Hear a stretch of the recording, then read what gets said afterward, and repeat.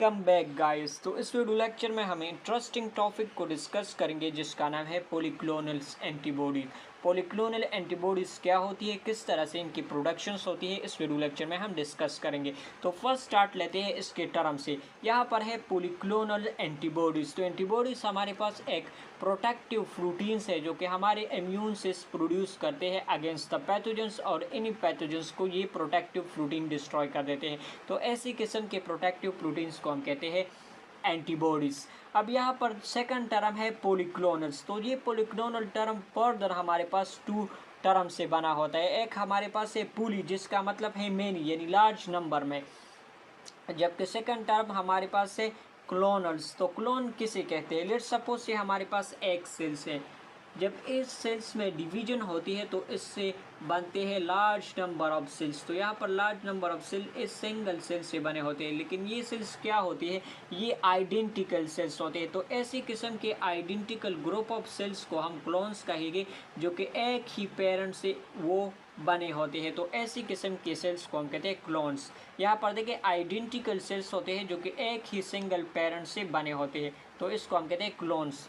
तो यहाँ पर पॉलीक्लोनल एंटीबॉडीज़ का लिटरल मीनिंग क्या हुआ? ऐसे किस्म के एंटीबॉडीज़ जो कि लार्ज नंबर में बने होते हैं from the different B lymphocyte. तो डिफरेंट बी लिम्फोसाइट से जो एंटीबॉडीज़ बनते हैं इसी को हम कहते हैं पॉलीक्लोनल्स एंटीबॉडी। डेफिनेशन में देखें, antibodies derived from multiple clones of B cells are called as polyclonal antibodies। तो एंटीबॉडी की सिंथेसिस कौन करती है? बेसिकली बी लिम्फोसाइट्स करते हैं।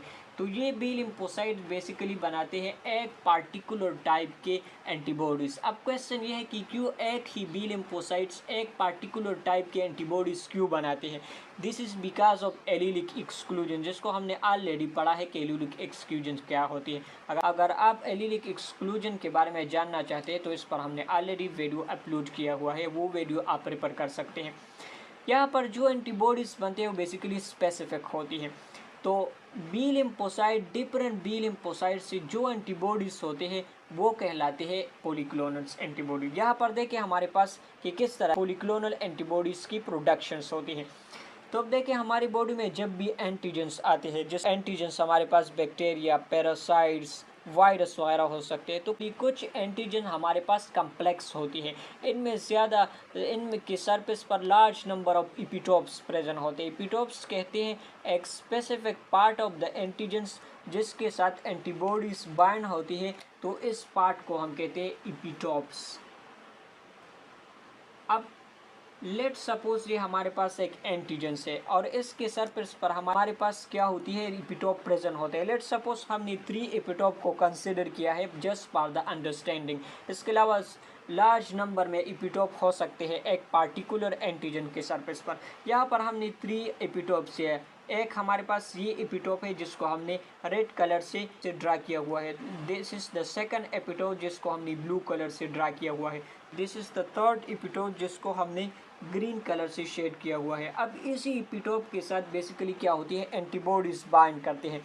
तो यहाँ पर देखिए, यहाँ पर हमारे पास इस एपिटोप के लिए पार्टिकुलर बी लिम्फोसाइट्स होती है जो कि इस एपिटोप के साथ बाइंड होती है। अब यहाँ पर देखिए एंटीबॉडीज़ तो एक तो हमारे पास सर्कुलेशन प्लाज्मा में होती है, कुछ एंटीबॉडीज़ क्या होती है, बी लिम्फोसाइट के सरफेस के साथ अटैच होती है, जिसको हम कहते हैं बी सेल रिसेप्टर। तो ये जो बी सेल रिसेप्टर है ये वाले, ये बेसिकली एंटीबॉडीज़ ही है, लेकिन ये बॉन्डेड फॉर्म में है। अब ये जो बी लिम्फोसाइट्स हैं ये आते हैं और पार्टिकुलर एपिटोप के साथ बाइंड होते हैं। एक बी लिम्फोसाइट्स एक पार्टिकुलर एपिटोप के साथ बाइंड होती है और एक ही पार्टिकुलर टाइप की एंटीबॉडीज़ बनाते हैं। लेट्स सपोज ये हमारे पास एक बी लिम्फोसाइट्स है, ये सेकंड है and this is the third lymphocytes, और यहाँ पर इसके लिए पार्टिकुलर एपिटोप्स होती है। तो जैसे ही ये बी लिम्फोसाइट्स आते हैं और अपनी पार्टिकुलर एपिटोप के साथ बाइंड हो जाते हैं तो इनकी प्रोलिफरेशन स्टार्ट होती है। तो यहाँ पर देखिए जब ये बी लिम्फोसाइट्स जब बाइंड होती है अपने पार्टिकुलर एपिटोप के साथ तो ये बनाते हैं clones of B cells, large number में बी सेल्स बनाते हैं। इसी तरह से ये बी लिम्फोसाइट जब आती है और अपनी ही पार्टिकुलर एपिटोप के साथ बाइंड होती है तो इनकी प्रोलिफरेशन स्टार्ट होकर इनसे लार्ज नंबर में बी लिम्फोसाइट्स बनते हैं। इसी तरह से ये जो बी लिम्फोसाइट्स है ये भी सेम तरीके से आती है और अपनी एपिटोप के साथ बाइंड होकर लार्ज नंबर में क्लोन्स ऑफ बी सेल्स बनाते हैं। अब जब अब ये जो क्लोन्स ऑफ बी सेल्स बने हैं from the activation of B cells, तो ये इनसे फर्दर अब जाके बनते हैं memory cells and plasma cell. तो प्लाज्मा सेल इंपॉर्टेंट है क्योंकि प्लाज्मा सेल से क्या बनते हैं, बेसिकली एंटीबॉडीज़ बनते हैं। तो ये जो बी लिम्फोसाइट, ये जो क्लोन ऑफ बी लिम्फोसाइट्स है, इससे लार्ज नंबर में एंटीबॉडीज़ बनते हैं। तो यहाँ पर इसी तरह से ये जो बी लिम्फोसाइट्स की क्लोन है, यहाँ से भी लार्ज अमाउंट में एंटीबॉडीज़ बनते हैं और इन द सेम में इसी anti clone of B lymphocyte से भी लार्ज अमाउंट में एंटीबॉडीज़ बनते हैं। अब ये जो एंटीबॉडीज़ बनते हैं ये लार्ज नंबर में बने होते हैं और एक ही क्लोन से जो एंटीबॉडीज़ बनते हैं, लेट्स सपोज ये क्लोन से इसी क्लोन ऑफ बी लिम्फोसाइट से जो एंटीबॉडी बने होते हैं ये मोनोस्पेसिफिक होते हैं, ये एक ही पार्टिकुलर एपिटोप के साथ बाइंड होते हैं। इसी तरह से ये भी स्पेसिफिक होती हैं। तो यहाँ पर देखिए हर एक को अगर मैं एक को ले लूँ, लेट सपोज मैंने इस बी लिम्फोसाइट्स को लिया, तो ये क्या हुई, ये बेसिकली मोनोक्लोनल्स हुए क्योंकि ये पार्टिकुलरली एक ही एपिटोप के साथ बाइंड होते हैं। लेकिन अगर कंबाइनली मैं इन सब को लूँ तो ये कहलाती है पॉलीक्लोनल्स एंटीबॉडी क्योंकि बने होते हैं from the different B lymphocyte के क्लोन से। तो इसी को हम कहते हैं पॉलीक्लोनल्स एंटीबॉडी।